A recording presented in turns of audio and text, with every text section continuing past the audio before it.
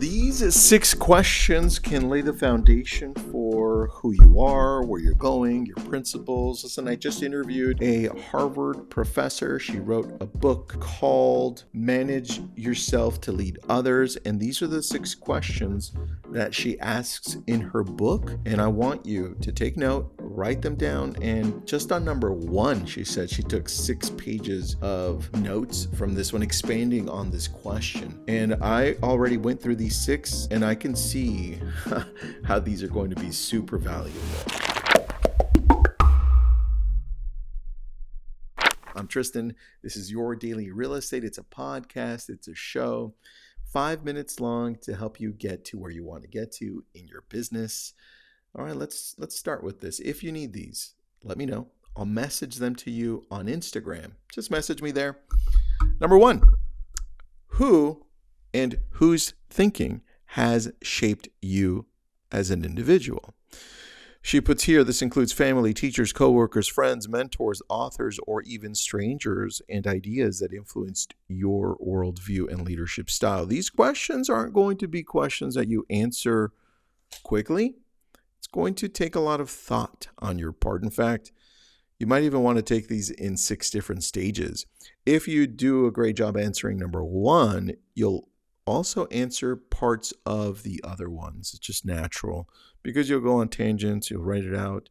Write them out how you want to. I did it on a journal because I like to write things out, right? So do it however you want to. Number 2, what are the defining moments in your life, the experiences that have shaped you?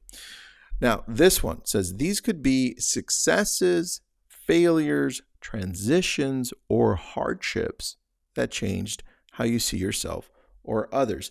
This one also takes a long time. I interviewed a Stanford professor, I think it was 3 years ago, and she mentioned something that stuck with me.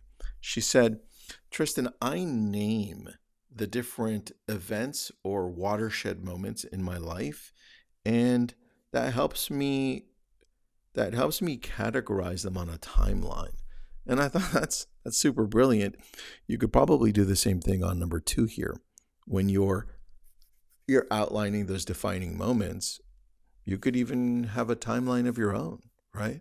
In my head, there are a lot of defining moments in my mind right now, but I'm thinking of 3, and I have them named because of that interview. I was like, I need to go do that. And I keep track of them. I keep track on them on Trello. But different story. Number 3, what values are most important to you and where did they come from? This one, you'll see that as you answer this one, part of it will already be answered through number 1 if you did a good job there and started laying the foundation. I'm going to take a sip of water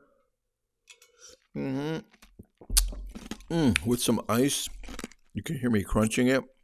Number 4, what emotions come most often in your life and work?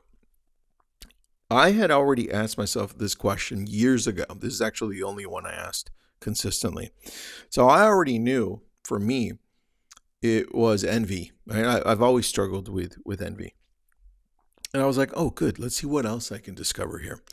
Understanding emotional patterns helps leaders identify triggers, behaviors, and their impact on relationships. For me, this one was important because I always think, and I'm like, okay, envy. But what does that cause me to do? When I look at things, it causes me to get distracted from what I'm currently doing. I've gotten way better over the years when I discovered this.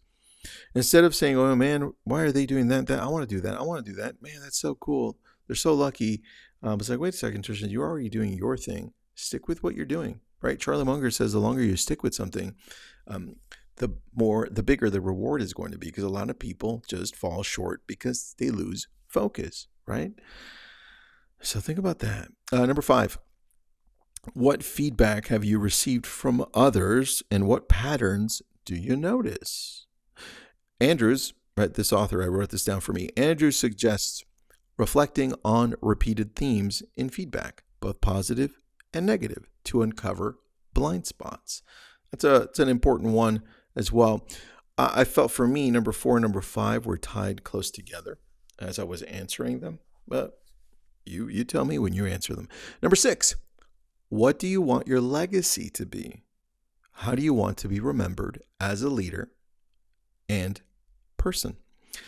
This final question shifts focus towards purpose and long-term alignment between personal meaning and leadership behavior. Listen, if you want to get better at showing up for yourself, your family, your business associates, just the world, please answer these questions. And if you want to, read the book, Manage Yourself to Lead Others, Why Great Leadership Begins with Self-Understanding. This podcast that I did with her won't be out until probably like 4 more weeks. But these 6 questions, man, you have got to do this for yourself. Answer them. Let me know what you think. If you need this, remember, message me on Instagram, and please subscribe to this channel and share this with somebody who you think will need it. Have an awesome day.